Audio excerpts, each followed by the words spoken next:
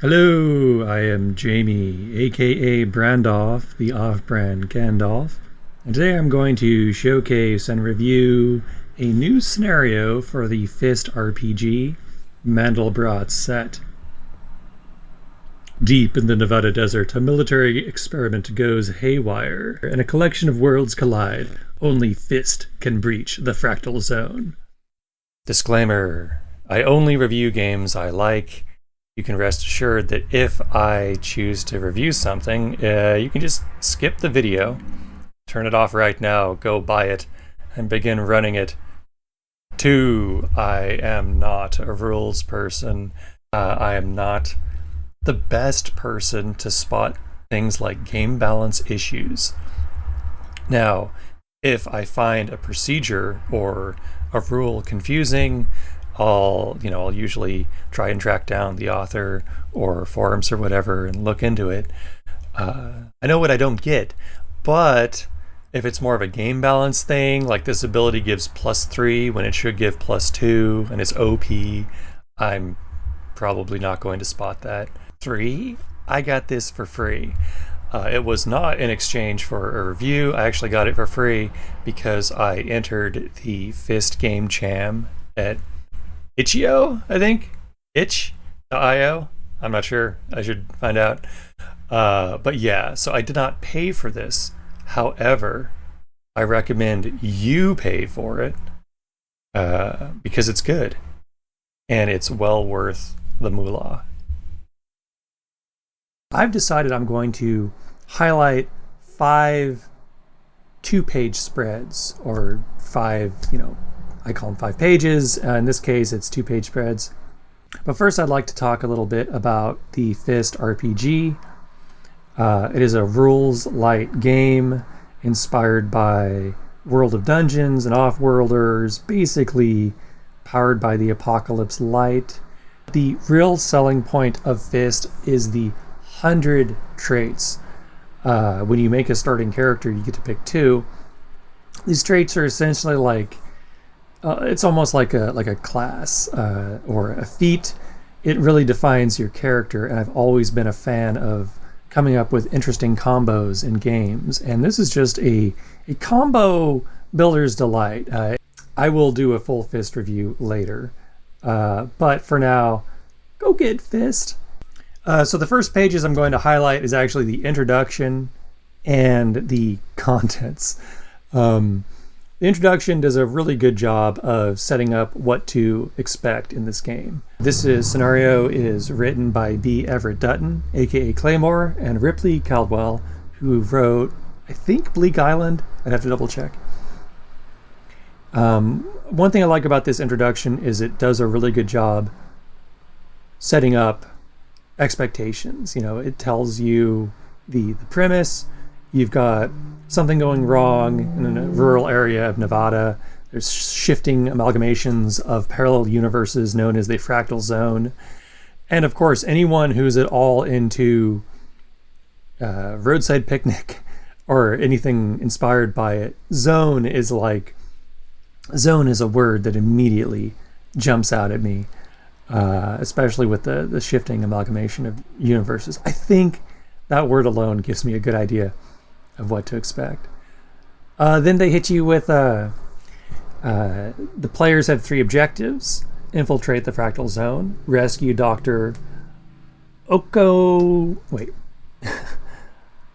I believe, and at the center, and then destroy the transdimensional resonator before the army makes matters worse with a misguided attempt to control the fallout. I like that a lot. And then the last of the introduction is just talking about there's going to be a hex crawl with points of interest, a roaming boss, mentions NPCs. I like how this is all set up. It's kind of a cross between an adventure background, a synopsis. It makes me feel like I know what to expect. Oddly enough, a lot of scenarios don't do this. And what's worse is when they try to surprise you, the GM, with things. Like for instance, the army time limit here. If like on page 30, it was like, surprise, there's a time limit, you know, the army shows up to blow everyone up.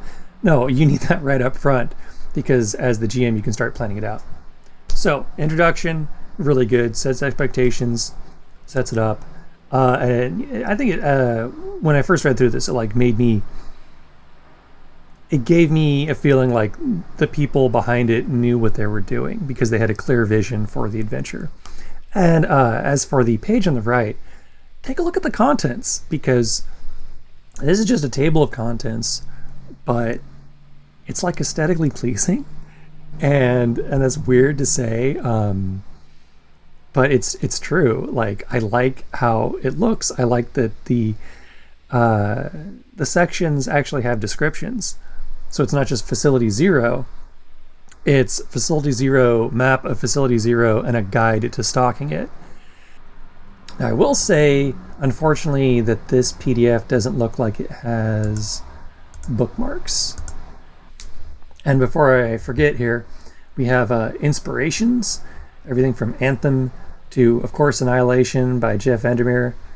We've got Metal Gear Solid, Roadside Picnic, thank you very much. Star Wars, the D6 game, which is interesting. I'd be interested to hear how that kind of inspired this game, or this scenario. And then, of course, Stranger Things, lovely.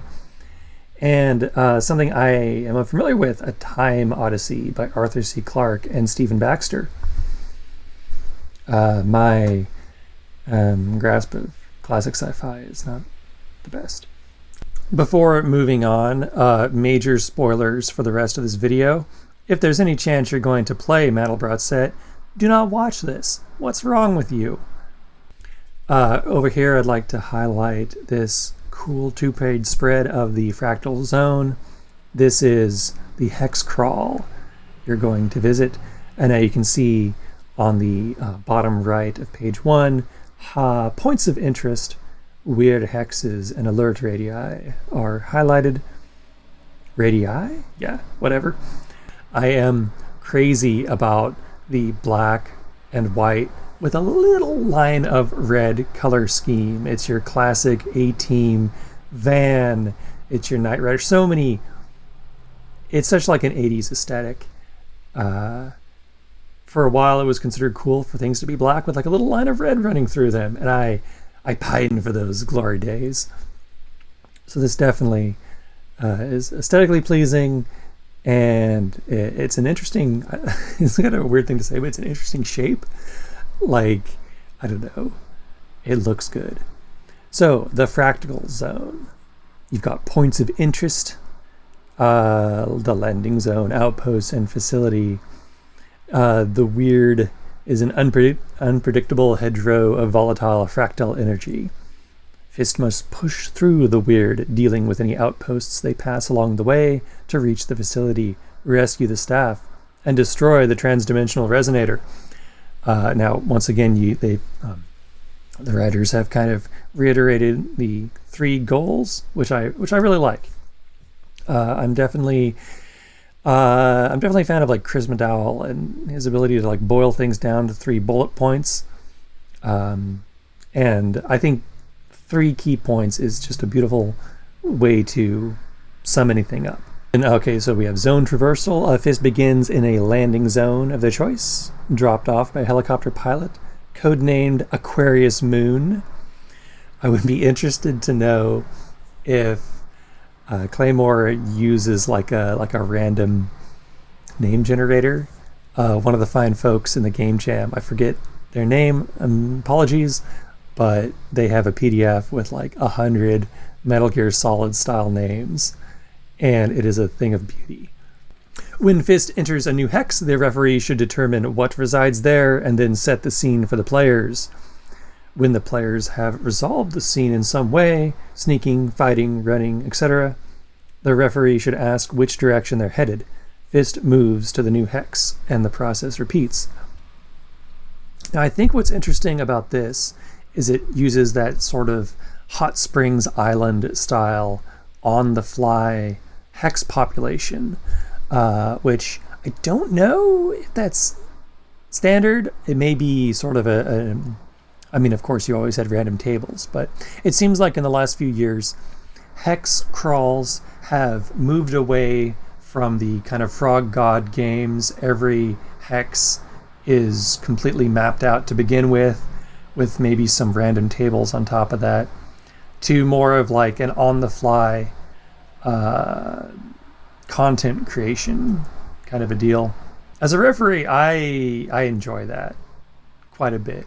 For one thing, it frees up your it frees up the amount of prep you have to do. You're not like, generating all this beforehand, kind of like a Stars Without Number sector generation thing.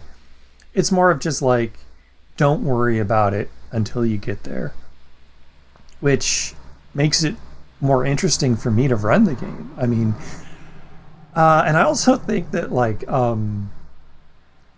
it might be more of a, it's not only more of a surprise for me, it's more of a surprise for my players, because I think sometimes players can pick up on tells. Let's call them referee tells. If you know that in the next room there is something that's just going to absolutely destroy them, it might affect your narration, your description. You might start saying things like, do you really want to go down the corridor? However, if you don't know until they get there, that makes it exciting and more of a surprise for everyone. Now, of course, it looks like we do have plenty of fixed locations on this hex map. I'm not saying that the entire thing is randomized, but a good bit of that kind of randomization keeps things interesting, keeps things fun. And then, of course, like the Wyrd. When Fist enters a Wyrd hex, consult the Wyrd Encounters at page 17. Ask whoever has the corruption meter to report their reading to the table. Use this number to summon a wanderer of the Wyrd, who crosses paths with Fist, cloaked by the mind-bending existential overgrowth. Yes, I like everything about that paragraph. So yeah, you can probably see why I wanted to highlight these pages. This is very much like the heart of this small campaign, this large scenario, whatever you want to call it. This is good stuff. Speak of the devil, there are Wyrd Encounters. Now, I really wanted to highlight the 12th encounter, which is the Holy Diver, kind of a boss situation. But I think it's more interesting to highlight more encounters and comment on them, and B, I don't know, it's a nice surprise, let's just say. Now we have, although Wyrd hexes were once part of the Nevada desert, they are now overgrown with fractal foliage, creating a dense jungle of unfamiliar plants and alien geometry.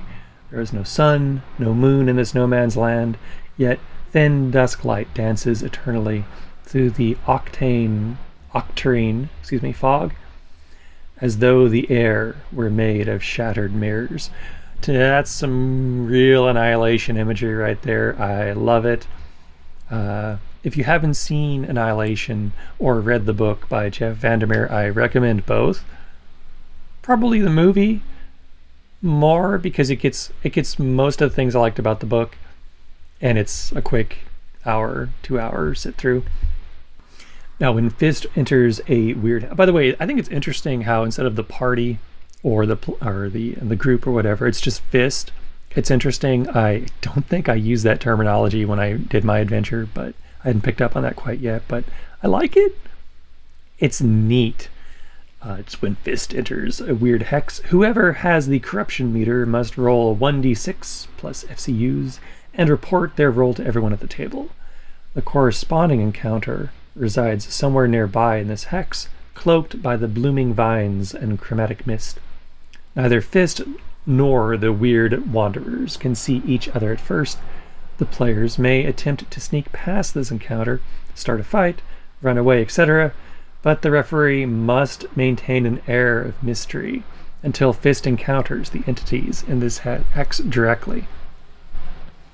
And that's sort of what I was saying before about like not, I think it's easier to maintain that air of mystery if like you don't even know until like the dice are rolled, and then it's kind of easier to assemble your poker face.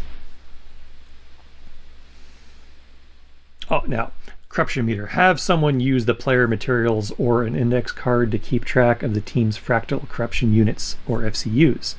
Their character gains a cumbersome, boxy device slung from the shoulder strap.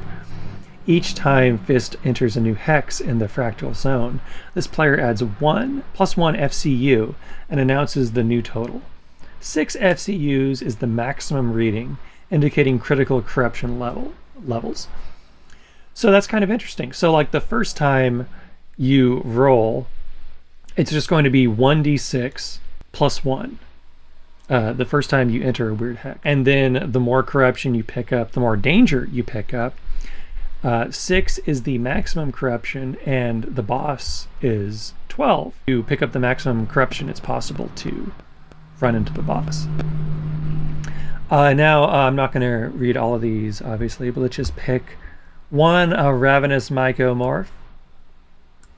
It's got an 8-jawed mouth for 1d6 plus 2 damage. It's got a fungal hide for 2 armor, an eyeless visage, and a yellow slime.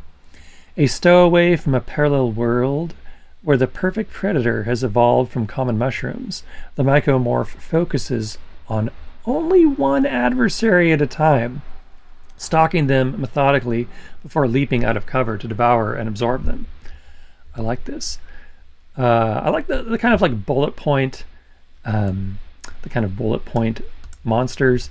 I am, as a GM, I am not a fan of page-and-a-half monsters.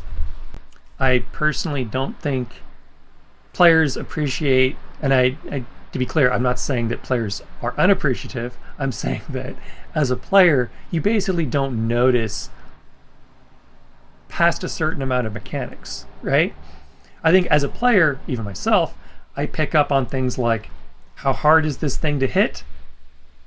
Does it have any immunities? Is it a big bag of hit points, or is it a glass cannon minion? And those questions answered, what cool abilities does it have?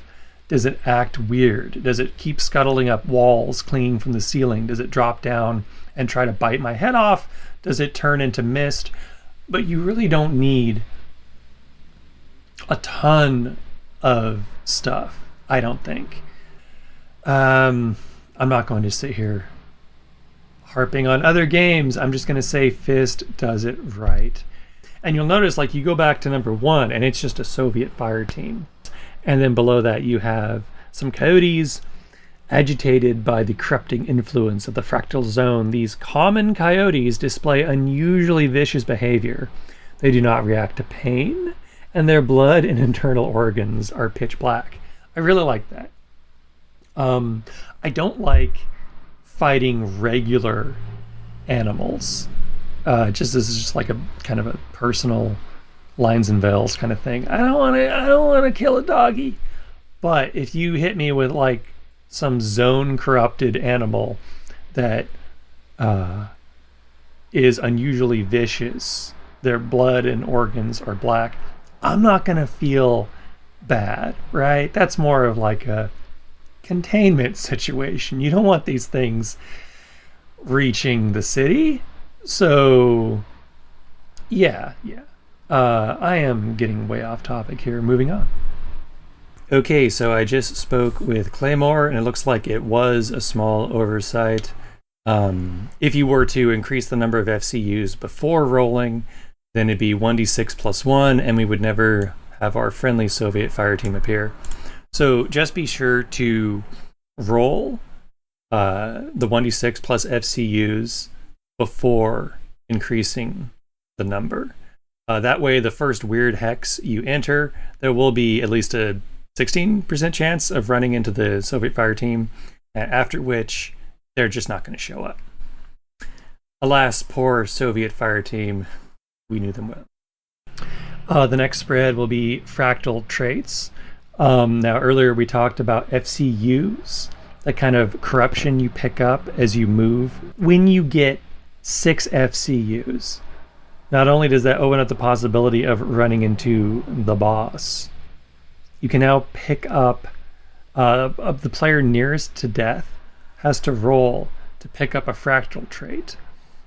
These are a little bit, in some ways, less desirable than standard traits.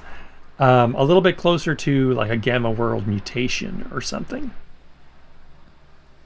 And if there's a hit point tie, you roll to break the tie to see who's going to pick up this trait. I will go ahead and highlight 3 of them. The first one is porous. Your body is riddled with repeating perforations in sets of ever-decreasing size, turning you into a walking Minger sponge, or Minger. You can spend 2 hit points to let a ranged attack fly through you, but you will be incapacitated until you receive medical care. The object you attain is your eyeball. It fell out. Better hold on to it. And your attribute adjustment is -2 forceful, because as much as we all love SpongeBob SquarePants, the little guy doesn't have much upper body strength. Now, P-Zombie is kind of interesting. From the outside, nothing has changed. You are you act as you always would, you scream when shot, presumably, and you put your pants on one leg at a time, presumably. Internally, however, the Fractal Zone has suppressed your inner spark, the essence of consciousness that makes you more than a collection of systems. You cannot perform any action without being explicitly told to, but you also cannot be commanded to do anything you normally wouldn't. The object you obtain is a crystal circlet, which cannot be removed, and the attribute adjustment is -2 creative. Creative is kind of a combination of willpower and charisma, also psychic abilities. So I know in modern game design, people have begun moving away from anything that would take away player agency, and things like charm person spells on player characters and are seen as like not ideal. However, this is, I think, a little bit different because they specifically say you cannot be commanded to do anything you wouldn't normally do. So basically it does remove your agency to an extent, but it kind of hands it to the rest of the Fist operatives, the rest of the party. It essentially turns you into kind of a group shared NPC, like the 11 character in Kids on Bikes. I could see this as a lot of fun. I think some people might not like it. They might be like, what the heck? With the right group, though, and I'm just going to say, I hope you, whoever you are, I hope you always have the right group. You deserve to have the right group. And with the right group, this could be just a ton of fun. I can see, me and my friends kind of jostling for control, like fighting over the remote. Shoot that guy, watch out, run, there's an explosion. And I think as a player, I would have a lot of fun with this if I got it, because then you kind of just like stand around like waiting for someone to tell you what to do, and then you still get to like interpret the command, right? And if you want to be a smartass, you can like get things wrong, like maybe they told you to do something too literally, so you're trying to like literally follow it. I don't know. I personally don't have any problem with P-Zombie. I think it's a heck of a lot more fun than if you just turn into like a brains-eating zombie or something. I do dig it. I don't know what happens if the whole party gets it. You probably just all kind of just stand there until the army blows you up. Finally, we have Entangled, which is the fractal trait that can be taken multiple times. It's interesting. It reminds me a little bit of something that happens in Annihilation. You become entangled with a single parallel version of yourself. They are perfectly identical to you, save for nearly save for nearly imperceptible differences in movement, speech, and stance, creating a ghostly double vision effect for those who lay eyes upon you. If you die while you have this fractal trait, you can sacrifice your parallel self instead and lose Entangled. If you roll Entangled multiple times, the effect stacks, giving you multiple extra lives until the resonator is destroyed. The object you get is a quantum splitter grenade, 2d6 damage, not too shabby, with a 1 in 6 chance to create duplicates of the target, one use. And you get -2 maximum HP per additional self. This is all kinds of interesting. It's not just an extra life, you're slowly draining your hit points each time you build it up. It's a little bit weird, it's visually interesting. The grenade is very cool. I love that kind of devil's bargain gameplay. Like, okay, you've got this high damage grenade, but let's say you throw it at a very powerful opponent. There's a 1 in 6 chance now you're fighting 2 of them. That's insane. Also, what happens if you throw this at one of your teammates? Is there a 1 in 6 chance to duplicate them? Do you just like photocopy their character sheet and now that player's got 2 characters? I'd like to think so. I don't know if that was intended. I'm sure it wasn't, but I would be delighted if someone came up with that. I mean, think about it. You're like in a really bad state. You've got maybe a hit point left. Your buddy pulls out a grenade, says, well, there's a 16% chance if we blow you up with this, we get a new you. Yeah. Give me some of that sweet, sweet quantum splitter grenade. I love it. All of these seem fun. All of these seem freaky and delightful. I think one thing I would maybe tweak with Entangled if I was running more of a horror campaign, maybe kind of leaning on the body horror aspect more, is what if instead of the copy being destroyed, like instead of sacrificing the parallel self, what if you died and the parallel self kind of took over? But from then on, this copy would have nearly imperceptible differences in movement, speech, and stance. How freaky would that be, right? Yeah, I mean, worth a thought, a little micro homebrew. Just if you want to lay on the horrifying. All these are good though. None of them need to be homebrewed. This is all great, great stuff. And once again, we're highlighting the cool cover art. I don't think I've ever seen like a dude or dudette with a D20 for a head. I really like it. It's a striking image, and I like that they used it again. And look at these lovely fractals in the background with more of this great red, white, and black aesthetic running through. Moving on. So here is, I mean, a couple of things I really need to show off about MANDELBROT set. I'm going to go out of order just because I love page 22 so much. Page 22, the staff. The staff have kind of morale system. So when their life is threatened, you roll 1d6. If the result is equal or higher than their choke score, they attempt the reaction listed at the first opportunity. That's cool. This is just beautiful. The first time I saw this kind of like layout was in, was it The Waking of Willoughby Hall by Ben Milton.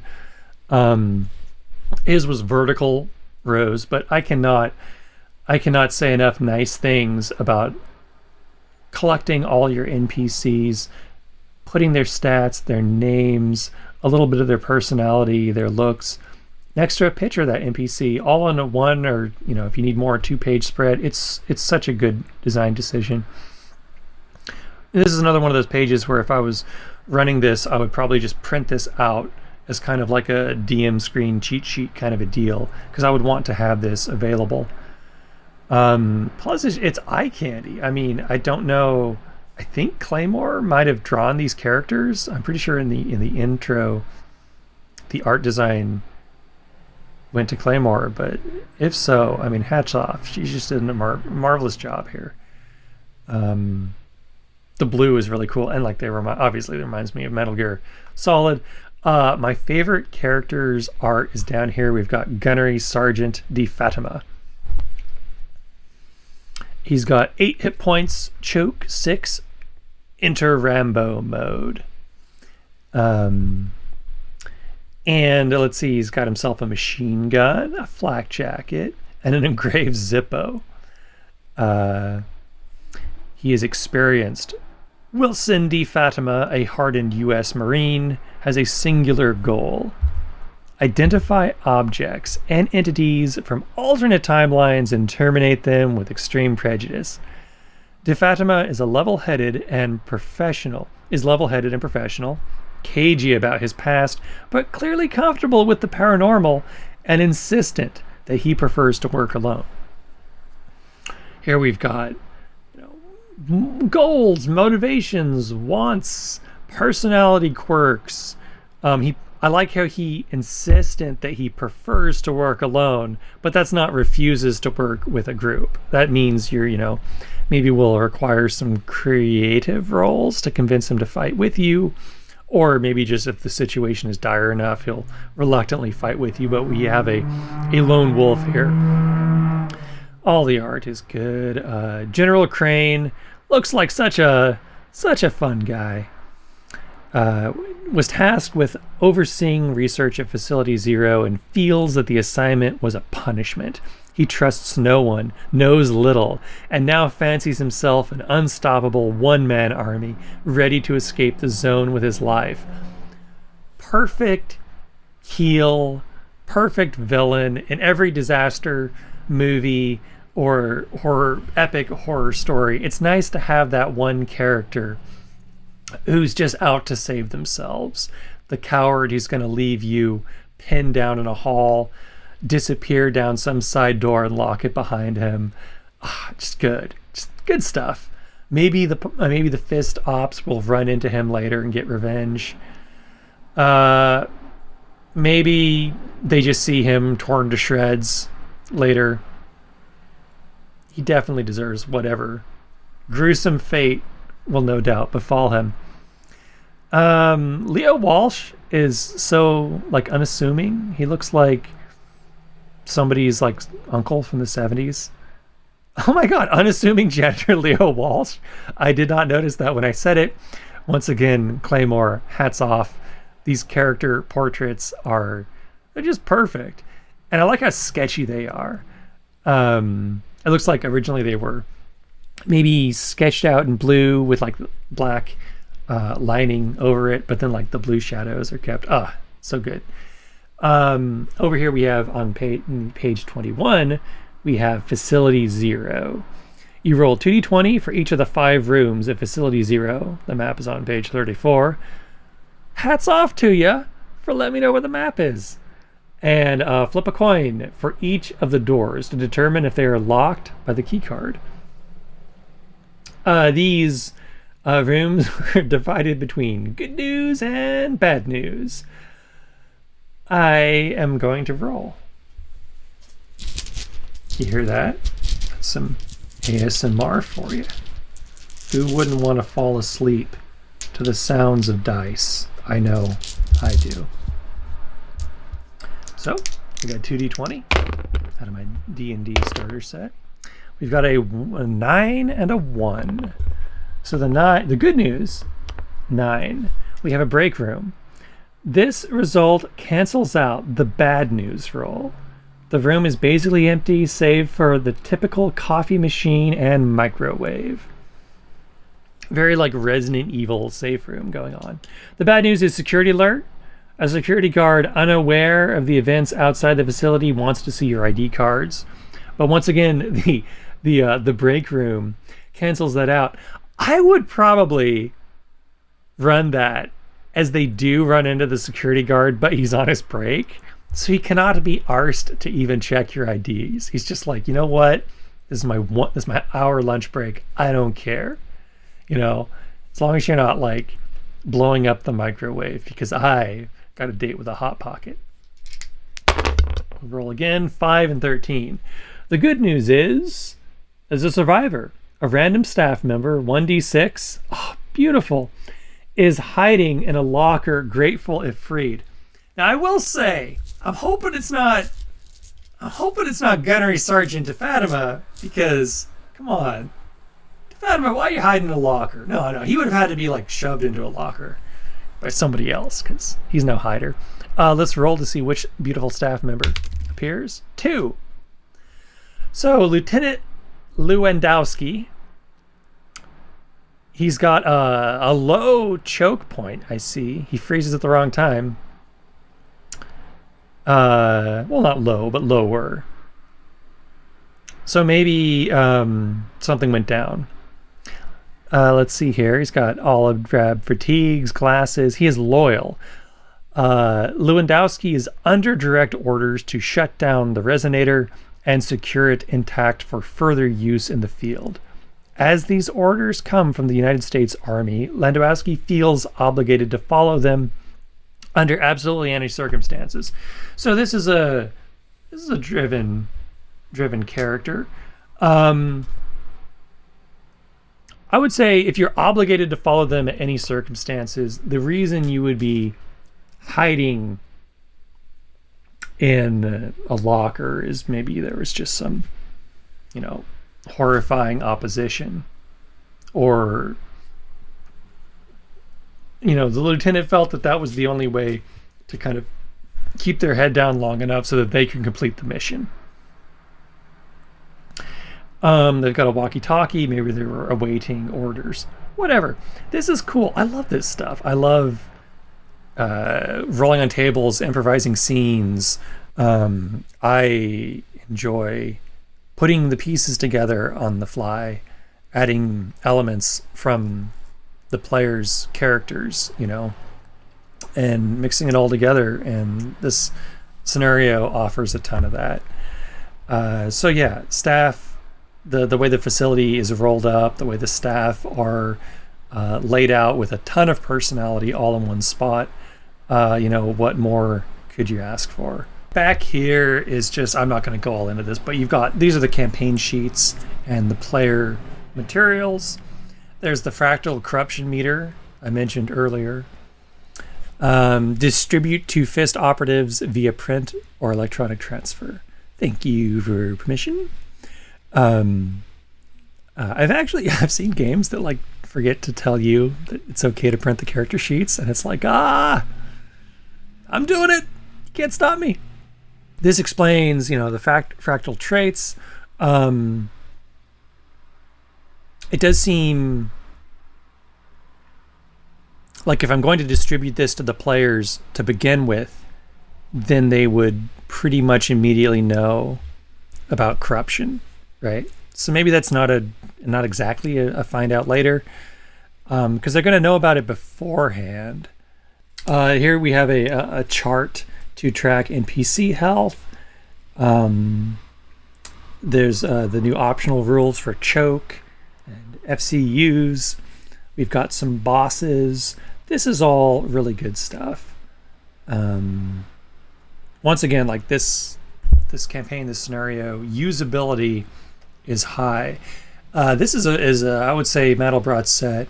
Okay, I'm gonna sum it up here. Here's my big outro. Bye, Mandelbrot set. It's 5 stars. It's just an exquisite combination. It's a lovely combination of usability and new school scenario design. And yeah, you cannot go wrong with Mandelbrot set. My 2 main problems are one, there's no print-friendly version of the PDF. It's a shame that there are quite a few pages that are perfectly printable, but then there's ones where it's all black. And I think in Adobe PDF Reader you can activate this thing that'll inverse the colors for accessibility. I'm not sure if you can print on paper. I will probably give it a try, but I shouldn't have to do that. And this is a standard request to everyone who makes PDFs, is that if you use colored backgrounds, please include a print-friendly version for us weirdo laser printer types who like clutching paper in our withered hands. And we all look like Gollum. And the second problem is no bookmarks. Nope, you've got thumbnails. You've got no attachments. You've got no bookmarks. It's that big a deal. It's not like if you had like a 300-page PDF or rule book with no bookmarks, then you're really in trouble. But still, I will, as I do more of these reviews, you will hear me complain time and again. No print-friendly PDF, no bookmarks, standard issue wham-whams first truly. Other than that, though, this is, I don't know, it's pretty great. Like, I really like it, and like it seems like every time I read through it, I pick up something new, some cool new detail I missed earlier. I haven't even, like, I didn't want to get into the whole